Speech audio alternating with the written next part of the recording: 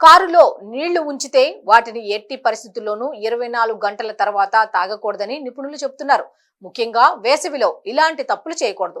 వాతావరణంలోని వేడి కారణంగా కారులో ప్లాస్టిక్ బాటిల్ను ఎక్కువసేపు ఉంచితే రసాయనాలు నీటిలోకి లీక్ అవుతాయి.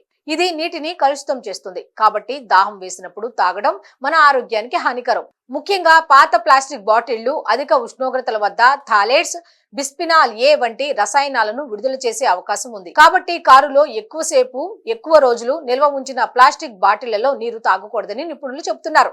ప్లాస్టిక్ బాటిల్లో అధిక కాలం నీటిని నిల్వ చేయటం, అది పాతదైనా లేదా కొత్తదైనా దీర్ఘకాలిక నిల్వకు సురక్షితం కాదని అధ్యయనాలు సైతం నిరూపించాయి. ఈ రసాయనాలు శరీరంలోని హార్మోన్ల సమతుల్యతను దెబ్బతీస్తాయి.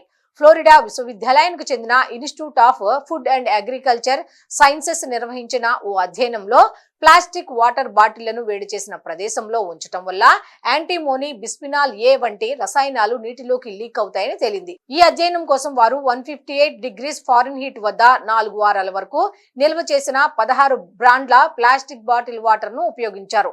బాటిల్ ను ఒక నిర్దిష్ట పరిమితికి మించి వేడి చేసినప్పుడు ఈ రసాయనాల పరిణామం పెరిగిందని అధ్యయనంలో కనుగొన్నారు.